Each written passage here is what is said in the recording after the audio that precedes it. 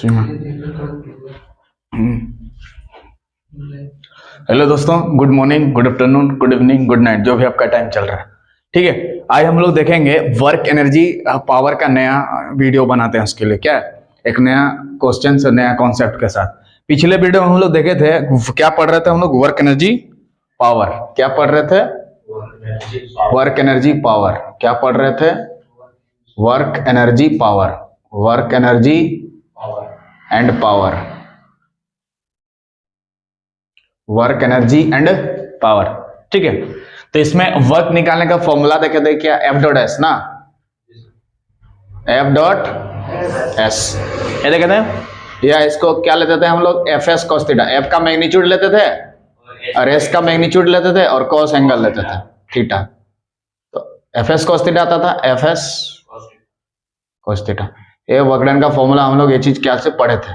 ठीक है, इसके आधार पर देखे थे कि एंगल अगर जीरो होगा तो क्या होगा। इसके आधार पर देखेंगे कि एंगल अगर जीरो होगा तो W इक्वल टू किसके बराबर हो जाएगा? एफ एस का। W equal to F S के बराबर। एंगल जीरो होगा मतलब फोर्स भी उधर और डिस्प्लेसमेंट भी, फोर्स भी उधर और डिस्प्लेसमेंट भी उधर। और W equal to minus F S कब आता था? जब थीटा 180 डिग्री लेते थे। कब लेते थे? जब थीटा इक्वल टू कितना लेते थे? 180 डिग्री। क्योंकि कोस 180 डिग्री का वैल्यू कितना होता था? -1। ठीक है, नेगेटिव वर्क डन ना। तो एंगल अगर ले लेंगे 180 डिग्री तो कोस 180 डिग्री का वैल्यू होता है -1। कितना होता है?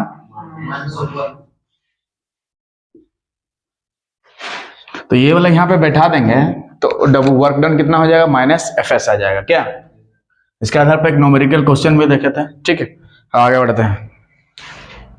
ठीक ना, तो जीरो देख के लिखे थे एक ही डायरेक्शन में था, और जब 180 लेंगे तो डायरेक्शन से इधर उधर चेंज हो जाएगा। ठीक है, अगर सॉरी बॉडी फोर्स इधर लगाएंगे तो डिस्प्लेसमेंट किधर होगा? उल्टा तरफ ना। कब? जब एंगल 180 डिग्री हो। कितना डिग्री? 180 डिग्री। तो फॉर्मूला आपको या तो वर्क डन निकालने का फॉर्मूला हमें फोर्स का वो कंपोनेंट ले लेना है डायरेक्शन में रहे, F cos theta into displacement यहाँ पे ये चीज था ना, एफ कोस थीटा। ये चीज क्या है? फोर्स का वो कंपोनेंट है जो डिस्प्लेसमेंट डायरेक्शन में, और टू डिस्प्लेसमेंट ना। यही फॉर्मूला से आया था ना, एफ एस। हाँ, एंगल को जीरो कर देंगे तो एफ एस आ जाएगा, और नहीं तो माइनस ऑफ एफ एस है।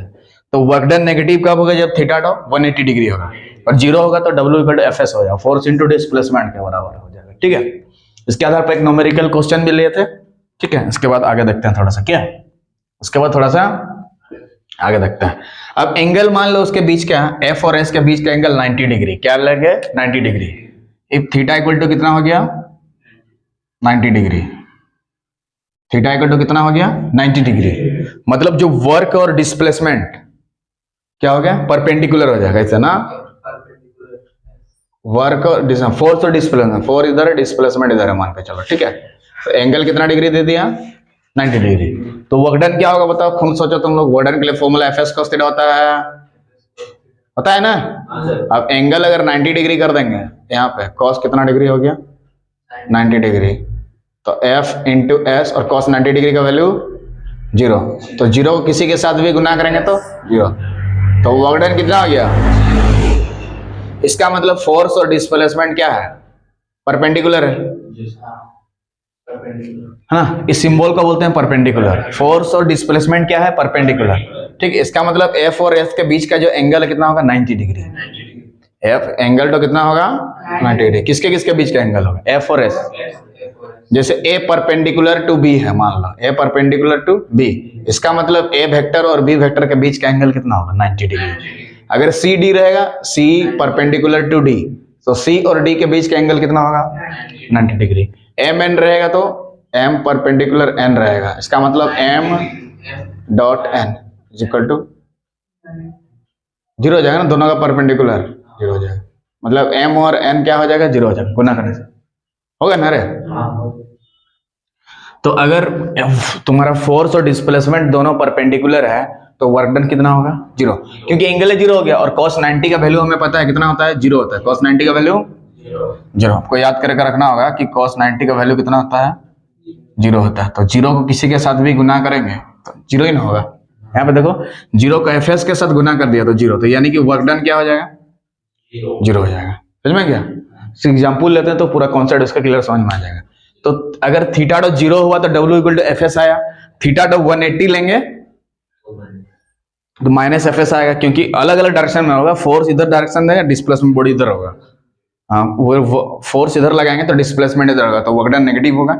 और एंगल बीच में अगर 90 डिग्री आएगा तो वहां पे क्या हो जाएगा, cos 90 का वैल्यू 0 होता है, इसीलिए 0 को एफ एस के साथ गुना करेंगे तो 0 होता है, इसीलिए वर्क डन हमारा 0। समझ में आ गया वर्क डन 0 क्यों हुआ, क्योंकि 0 को किसी के साथ भी गुना करोगे तो क्या होगा, 0 होगा, तो वर्क डन क्या होगा 0। तो वर्क डन 0 मतलब एफ और एस क्या है, दोनों परपेंडिकुलर है, एफ वेक्टर और एस क्या है, परपेंडिकुलर, एफ है फोर्स और एस है डिस्प्लेसमेंट। ठीक, अब एग्जाम्पल लेते हैं, इसको समझ में आ जाएगा, क्वेश्चन लेते हैं एग्जाम्पल टाइप का। ठीक है, एग्जाम्पल लेते हैं तो उसमें समझ में तुम्हारा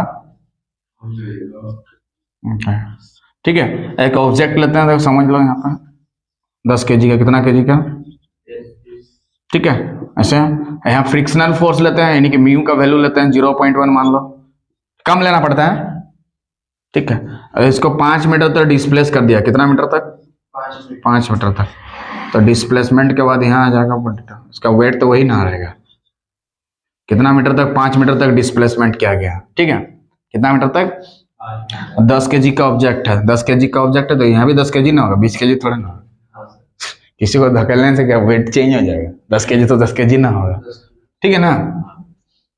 तो इसमें निकालना है वर्क डन, फाइंड द, इसमें वर्क डन, फाइंड द क्या निकालना है, work done, find the work done, हाँ फाइंड द वर्क डन, क्या चीज निकालना है हमारा, फाइंड द वर्क डन, क्या निकालना है, find the work done due to gravitational force ना, find the work done by gravitational force. Question है इसमें, क्वेश्चन समझ में गया कि एक 10 kg का एक ऑब्जेक्ट है, ब्लॉक है, यहाँ पे रख दिया गया, और इसका फ्रिक्शनल फोर्स कितना है, म्यू इक्वल टू, हाँ इसी को बोलते हैं ना कोफिशिएंट ऑफ फ्रिक्शन, म्यू, क्या बोलते हैं इसको, कोफिशिएंट ऑफ, कल बताया था इसको क्या बोलते हैं, म्यू को कोफिशिएंट ऑफ फ्रिक्शन क्या बोलते हैं, friction, this mu is called coefficient of friction, ठीक। तो बॉडी को कितना मीटर तक डिस्प्लेस किया, 5 मीटर, 5 मीटर की जगह 4 metre, 7 metre, 8 metre, 9 metre, 10 metre, कुछ भी दे सकता है, ठीक है। तो म्यू को क्या बोलते हैं, कोफिशिएंट ऑफ फ्रिक्शन, म्यू को क्या बोलते हैं, कोफिशिएंट ऑफ फ्रिक्शन 0.1। तो इस क्वेश्चन में तुमसे पूछा क्या, और 5 मीटर तक डिस्प्लेस कर दिया गया, तो इसमें क्वेश्चन पूछा है फाइंड द वर्क डन, क्या पूछा है तुमसे, फाइंड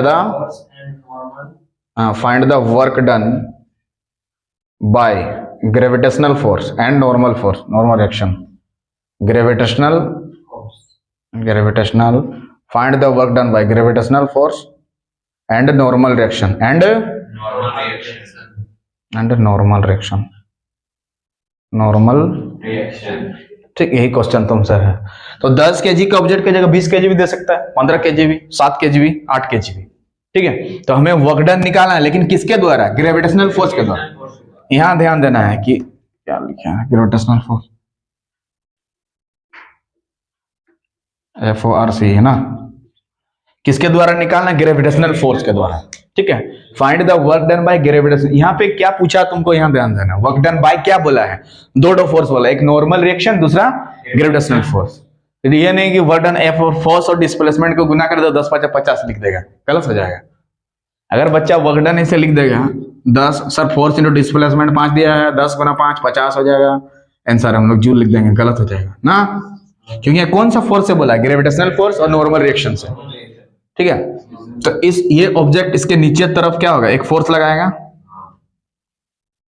ये ऑब्जेक्ट इसके नीचे तरफ एक फोर्स, कहीं भी रखोगे नीचे तरफ फोर्स लगेगा ना, अरे gravitational force, work done bye gravitation, WG इधर ना, और नॉर्मल रिएक्शन किधर, ऊपर तरफ,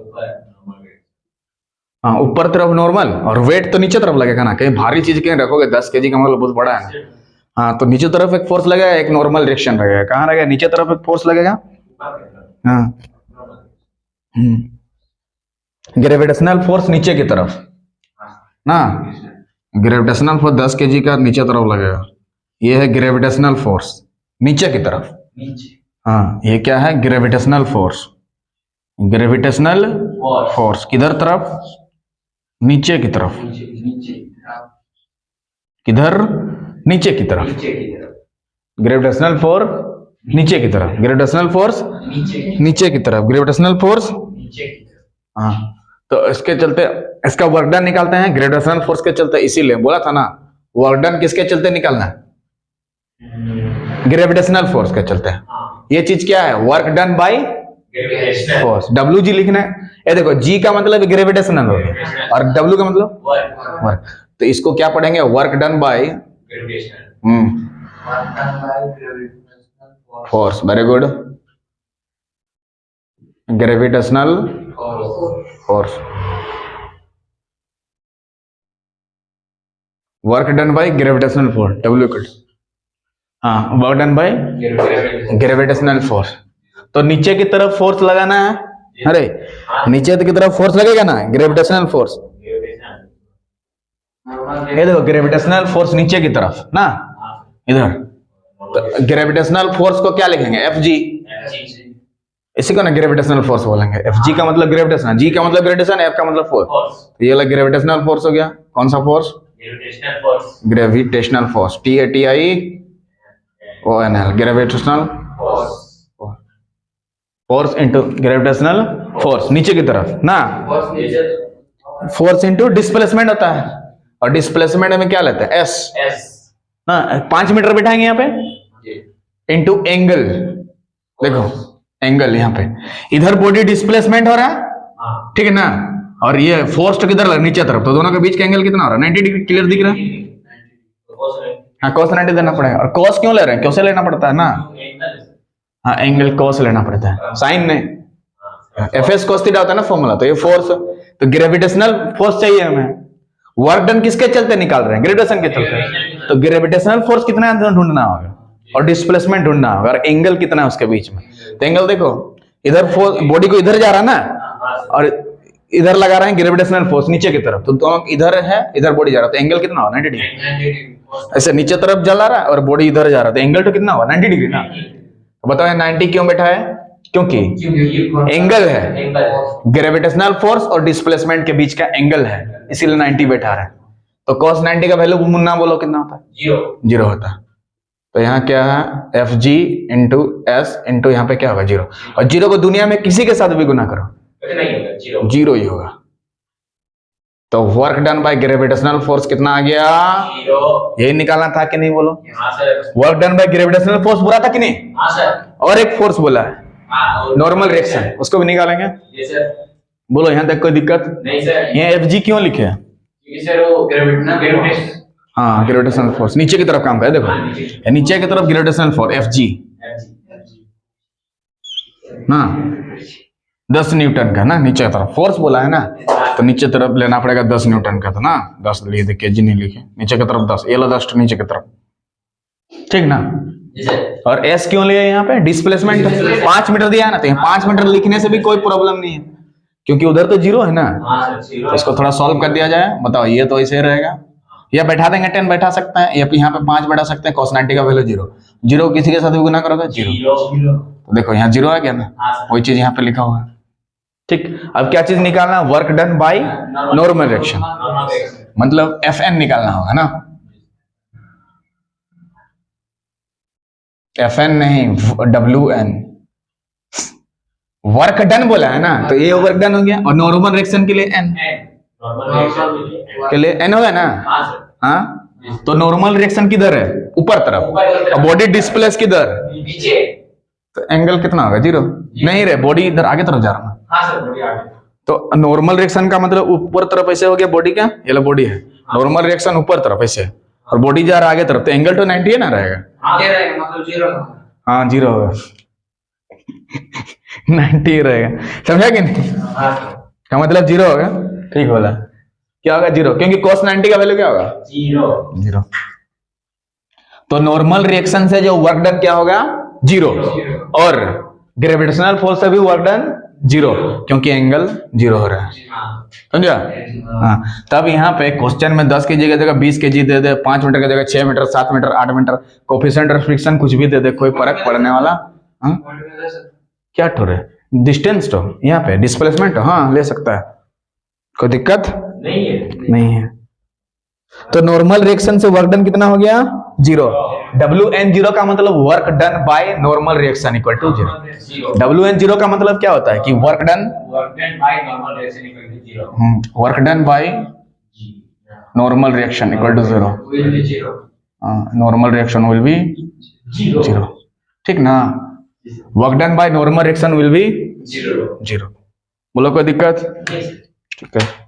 सो if you like the video please subscribe the channel so that you can watch this type of video. तब तक के लिए जय हिंद, जय भारत।